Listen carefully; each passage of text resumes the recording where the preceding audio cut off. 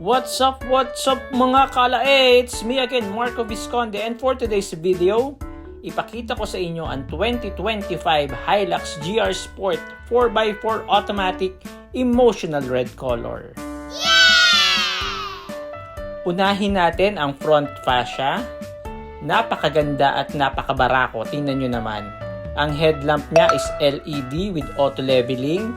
May DRL LED at front fog lamps LED na rin siya. At ang isang nagpaastig sa Hilux GR Sport ay ang wide over fender na matte black. Napakagara. Isama mo pa ang napakapoging mag wheels 265x65 R17 alloy GR design. Naka GR brake caliper na rin ang front and rear brakes niya. Panalo.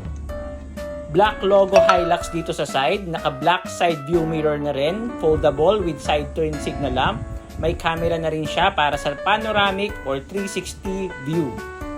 Naka sporty black grip type door handle with smart key na rin. Ito yung rear fender niya at inalis na nga pala ang GRS sports bar sa likod. Pero kung gusto nyong magpa-forma pa after sales ay may choice na kayo. Makapamili ng design na sports bar base sa gusto nyo. Diba napakagara? Ang ganda. Ito nga pala yung emotional red color. At ang unit price nga pala nito is 2,178,000. Disclaimer nga pala, price and specs are subject to change without prior notice. Pina-improve din ang kanyang suspension. At the same time, ang kanyang engine is 2.8 liters. Very powerful and yet very efficient. Oh yes! Ito yung Hilux Black at GR badge sa likod. Naka-bed liner na nga pala siya. Yan. Tapos ang rear combination lamp niya, ang ganda. May backup sensor, may camera. Panalong-panalo kayo dito sa GR. Ipakita ko naman sa inyo ang loob. Dito ang central lock niya. Power window, power door lock, side view mirror. Tapos dito yung switch ng backup sensor. Yan. Panoramic view and DSM. Naka GR design brake and gas pedals na rin siya. Napaka-sporty. Tingnan nyo naman. Ito naman yung steering wheel niya. Leather with GR badge. Napaka-elegante naman. Ito yung susi, tatlo, dalawa yung smart key, then isa yung spare key. Push start na rin siya. Tapak sa preno, tapos pindutin nyo lang to. Vroom! Mag-start na. May GR animation pa sa instrument panel at Toyota animation naman sa stereo. Ito naman yung gate type transmission, 6-speed automatic with plus and minus. May eco and power mode na rin. Depende sa'yo kung anong gusto mo dyan. Napaka-pormang carbon fiber design. Yan. Meron din dito sa ibabaw ng dashboard. Grabe, ang ganda talaga ng dating ng Hilux GR Sports. Tingnan nyo naman. Yan, steering wheel. Yun, yung GR badge. May mga switches dyan. Panalong-panalo ka.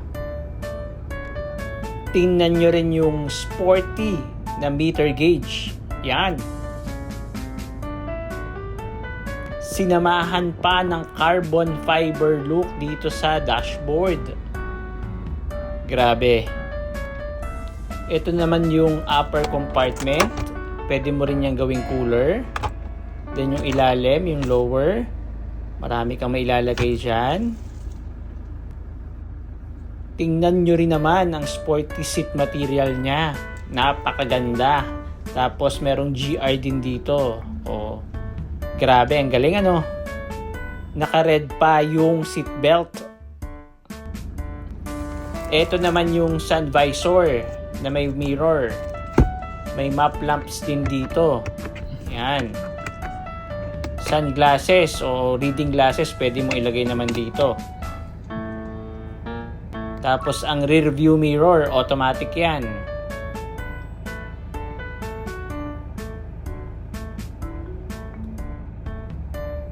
Rear seats, napaka-elegante din.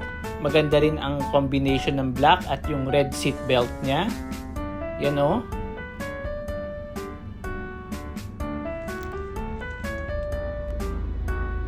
Tapos may dalawang 12 volts na accessory outlet. Yan. Dito naman yung switch ng DAC at VSC, stability control. Yan. May wireless charger din siya dito. Pwede mo siyang i-on and off. Ito naman yung manual switch ng H2 to H4 and to L4. Depende sa road condition. Ang AC system naman niya is auto climate control at dual na siya. Yan yung mga switches niya.